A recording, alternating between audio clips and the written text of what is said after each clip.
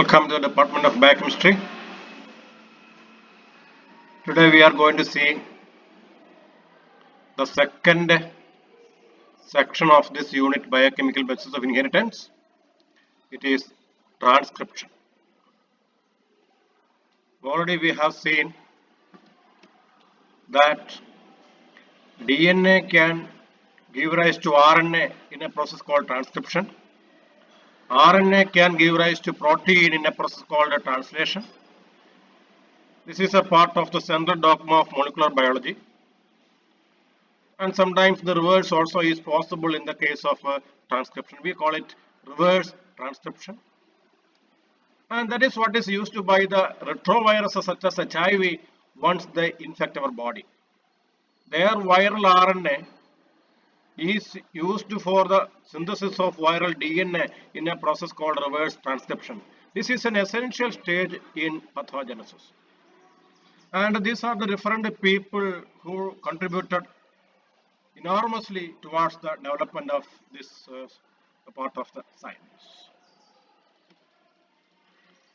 So what are the features of RNA synthesis?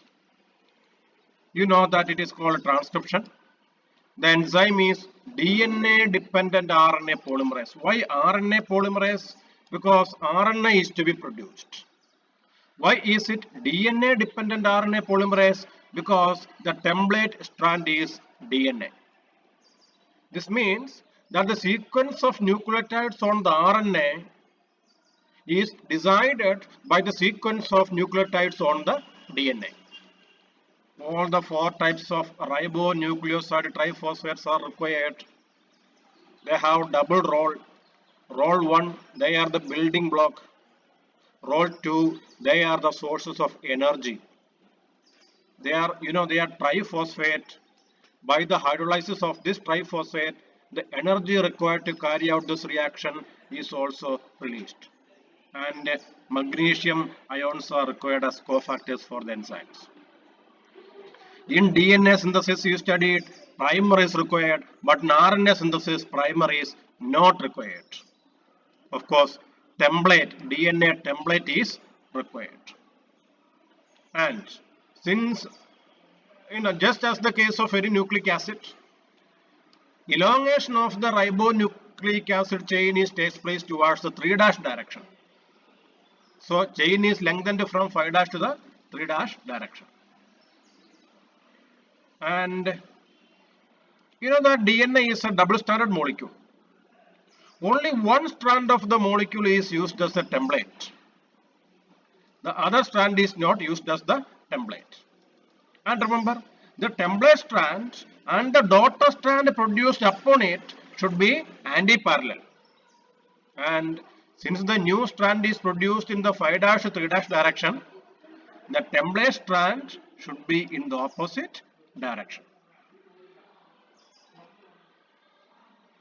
And different types of RNAs are required for transcription. Different types of RNAs are produced by means of transcription. There is the messenger RNA. It is deciding the amino acid sequence of the polypeptides. Or we say the nucleotide sequence on the messenger RNA gives rise to amino acid sequence on the polypeptide chain. There is a second type of RNA, we call them transfer RNA. Transfer RNA is an adapter molecule.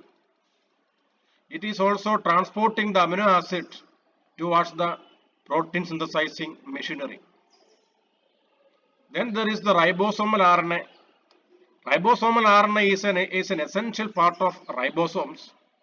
This RNA is essential for the synthesis of proteins, that means assembling of amino acids into proteins. Some of these RNAs have also catalytic activity. We are going to study something called ribozymes in the next part of this unit.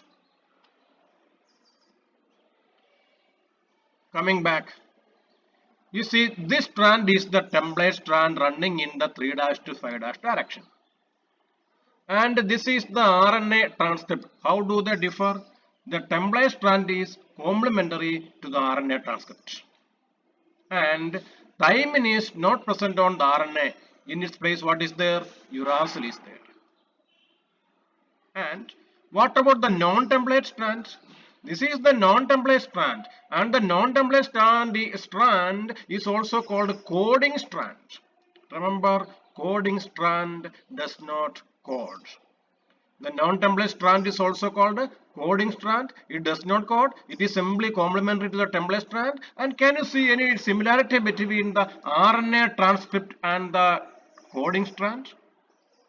Both run in the same direction. Both the RNA transcript and the coding strand run in the same direction. They have the same sequence except that thymine on the DNA is replaced with uracil on the RNA. Otherwise, there is no other difference. I think it is clear to you. Should not have any doubt on this topic. The enzyme. The enzyme responsible for the synthesis of RNA is RNA polymerase. RNA polymerase. It is not a single polypeptide chain. It is a multi-chain subunit. I mean multi-chain enzyme. So many subunits polypeptides are there. Sigma factor is there. Alpha, omega, beta, beta dash like that. So many subunits are there in that polypeptide, protein molecule. The whole enzyme consists of all subunits and sigma subunit. What is the importance of sigma subunit? We are going to see shortly. You see, sigma subunit is involved in recognition of the area called promoter. What is promoter? We will see. So, this is an RNA being transcribed. RNA is, this is an RNA molecule being produced. This DNA is undergoing transcription. This is the template strand. This is the complementary RNA strand. This is the coding strand or non-template strand. Here there is an area called transcription bubble, where temporarily the DNA strands are separating. A bubble-like structure is produced here. There temporarily the DNA strands are separating and RNA is produced. As the RNA polymerase enzyme is moving forward, this transcription bubble also moves forward, while behind the hydrogen bonds are formed again, just as in the previous situation. And this RNA is being undergoing translation.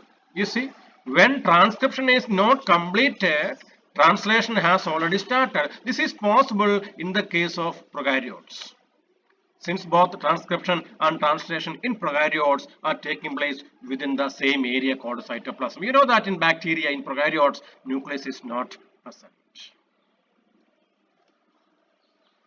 And figure 11.1, you know that this figure is taken from the textbook, and this figure is the figure 11.1. I already explained to you.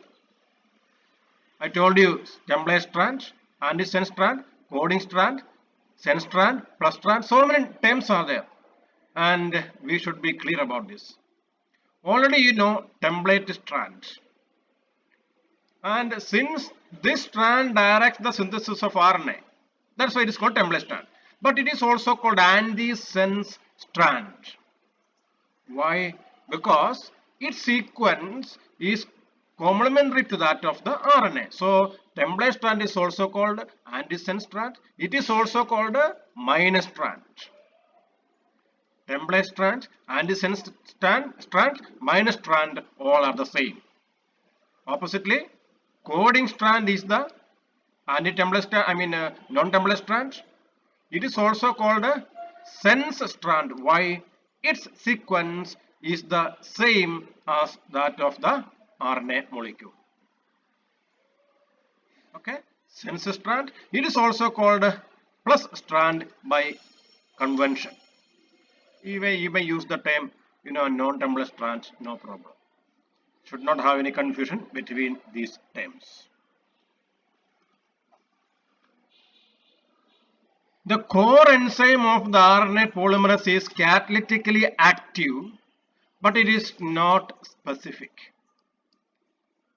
The core enzyme will transcribe both the strands of DNA when only one strand contains the information required for the gene. Therefore, The holoenzyme RNA polymerase binds to specific sequences in order to transcribe only the correct strand. There is the sigma subunit.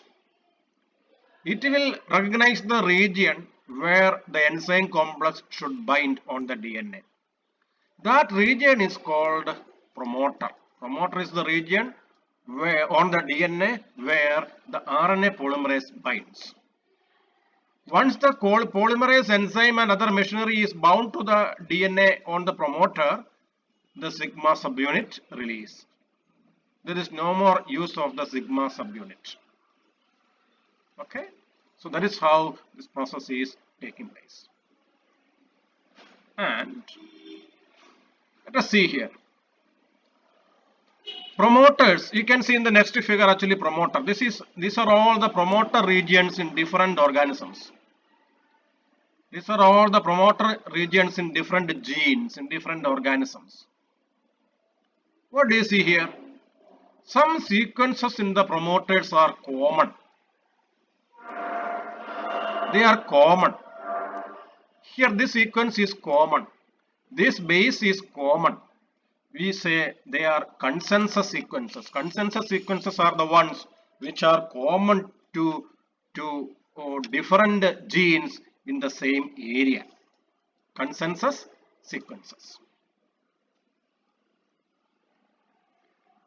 Let's come back.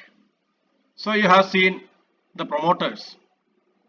Promoters consist of different components. There is a site, an area called transcription start site. There is an area called Pribinov box. There is an area called UP element. There is an area called extended promoter. What do they mean?